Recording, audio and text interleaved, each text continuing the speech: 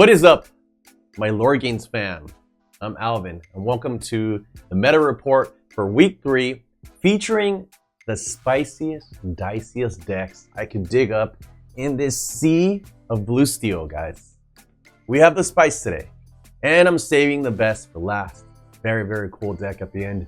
We're gonna start off with Blurple. I know I have a lot of Blurple fans out there. I'm a Blurple believer myself, and I think the bell in Blurple is very strong. We have the popsicle, so we can play the bell for free, plus the bell shift. Any other spicy stuff in this deck? No, but it works. But the deck works. It's very powerful. It has some great tools to draw, to remove, challenge, and recover. Let's hop into our next deck, which is named, guys, Top 16. Shout out to JM Elite. Ooh, I didn't shout out the last one. Sorry.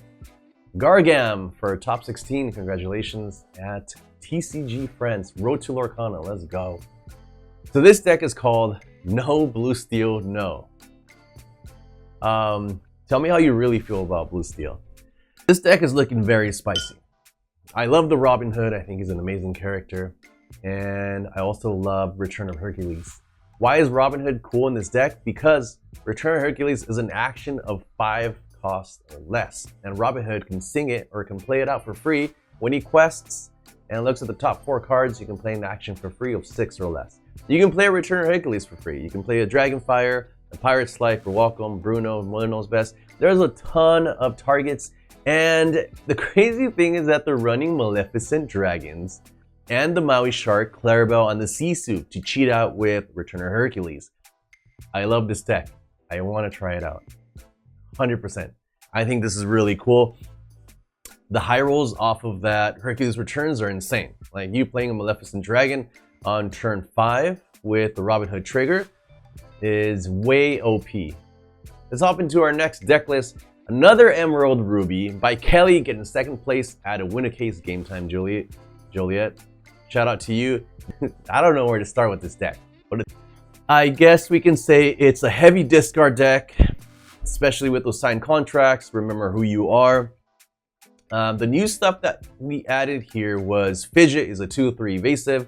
Quest for 2, whenever this character quests, another character of yours gains evasive. So if Fidget sticks and you have, say, a Shere Khan on play, then Fidget's going to give you a Shere Khan evasive, and they can't remove any of these two unless they have another evasive, which I really doubt, because this meta does not have a lot of evasives, and or they need a removal spell, like a Zeus or a Strength with a bunch of characters, but they are heavy on the evasives. Pegasus, Vanellope von Schweetz to combat the evasives.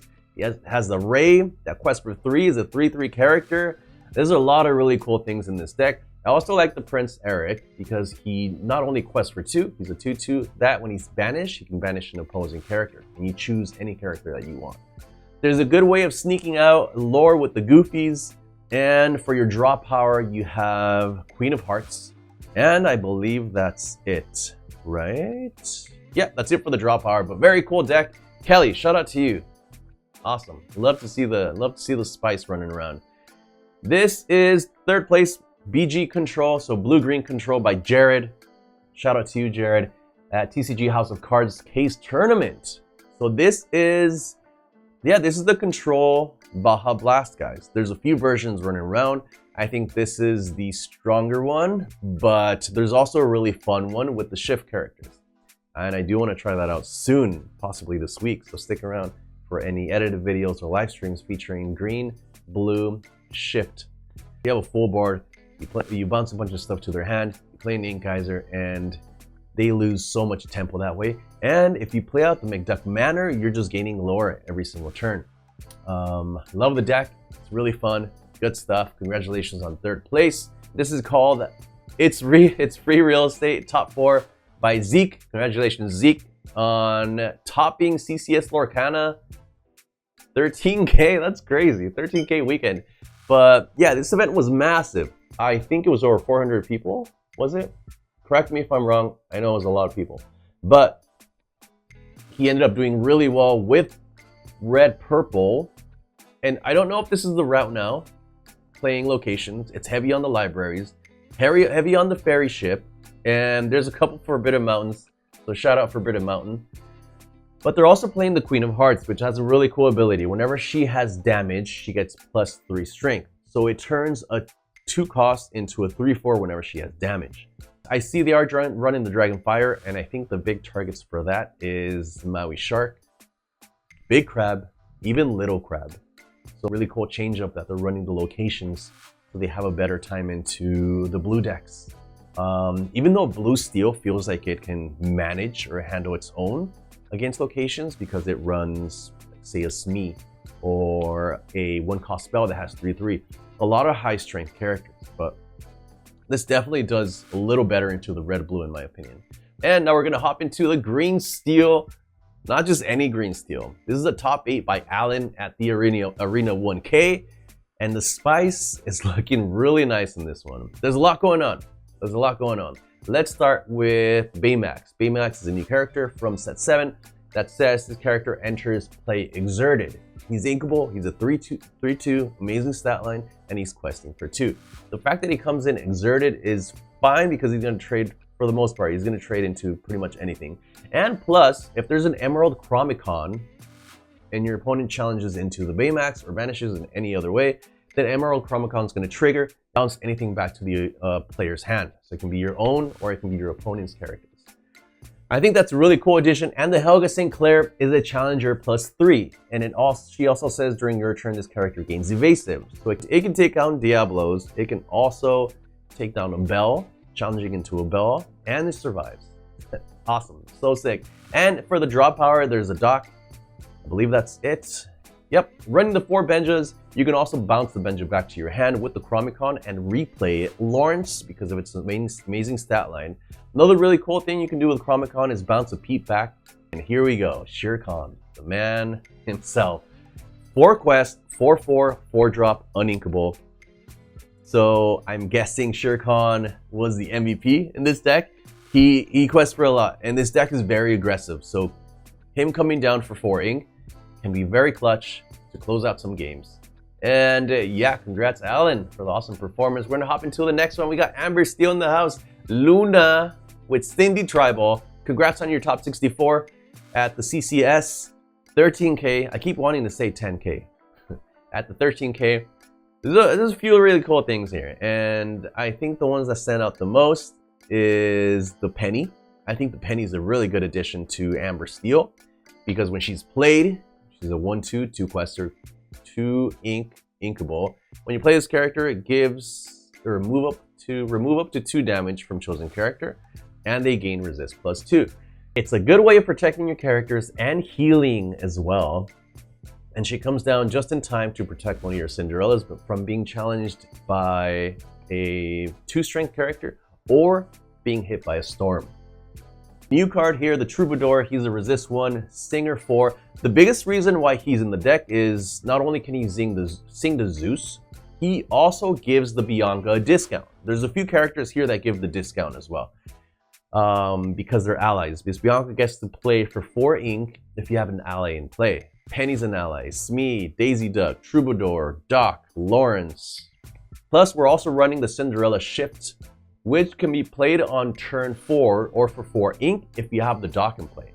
Neverland is also there for the red-blue matchups because it can be pretty tough. And I think the Gantu being added to the deck is fantastic to help set them back because you just need to buy a little time against the red-blue deck. You just need to buy a little time so you can keep questing in, being aggressive, and getting to 20 as fast as you can. But shout out to you, Luna. Awesome performance, awesome deck too. I'm a big fan of Amber Steel. I wish Mufasa was in this deck. Not because it needs it. I just, you know how I feel about Mufasa. Mufasa's the lion goat. Here we go. Next Amber Steel deck.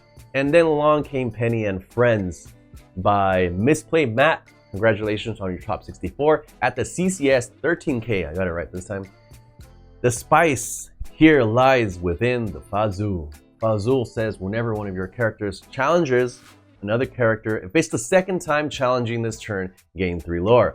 This is a great way of sneaking out lore, hands down. 100% great way of sneaking out lore. And also the Aurora is a new character from set 7 that says Singer 5. She's a 3 cost. Singer 5, 1/4, so good stat line. pairs up really well with Rapunzel. And whenever one of your characters is healed, you can ready her. So if you trigger Penny, if you trigger Rapunzel, then you can ready your Aurora, which can be very, very clutch if you ever want to sing with your Aurora and quest in the same turn, then that's possible.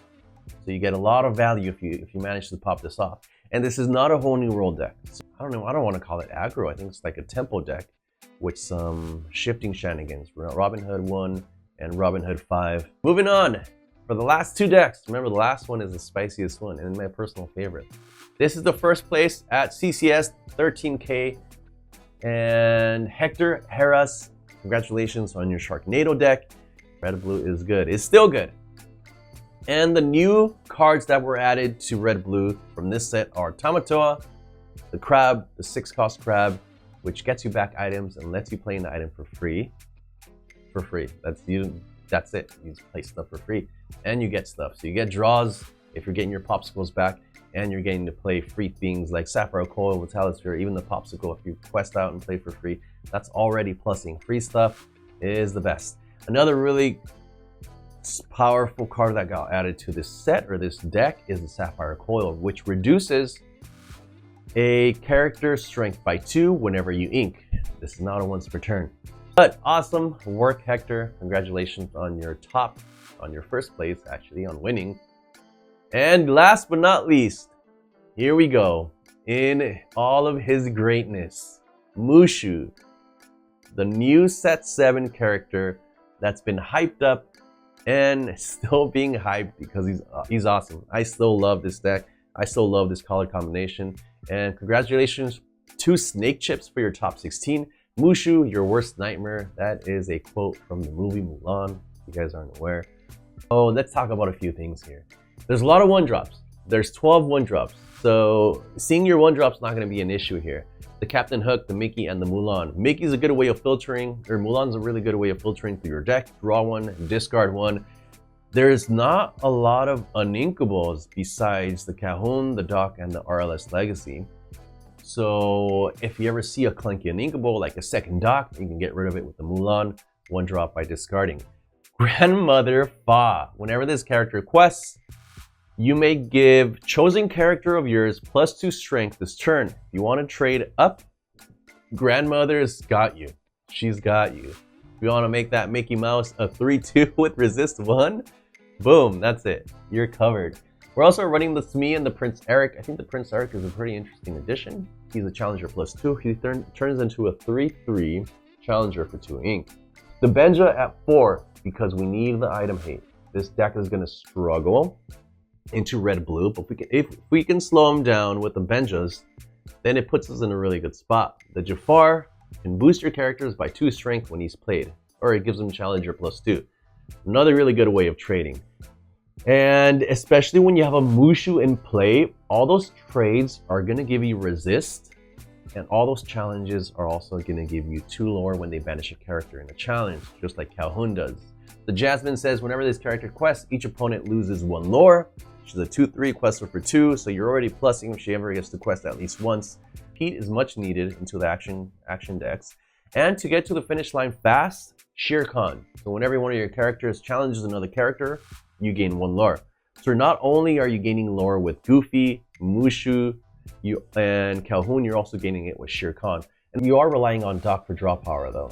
You have the Maui to make some very, very good trades. Maui usually trades for 2. And of course the Mushu, which is one of my favorite characters. He gets the work done. The Legacy is therefore the Red Blues. The location get you a lot of lore, a lot of passive lore, and it's only a 4 cost. How many 4 costs are we running in this deck? Just the Goofy, so you can even play it out on curve.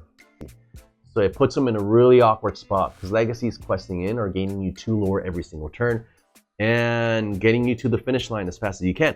And your opponent is not going to let that happen, so they're going to challenge into your Legacy. Love the deck. Congratulations, Snake Chips. Tasty, tasty stuff. And that is your meta report, guys. Thank you so much for tuning in today. Appreciate it. Hope you enjoyed the spice in the list from today. Remember, smash that sub button. If you want to become a YouTube member or need coaching, check out the description down below. Appreciate you guys. See you next time. Peace.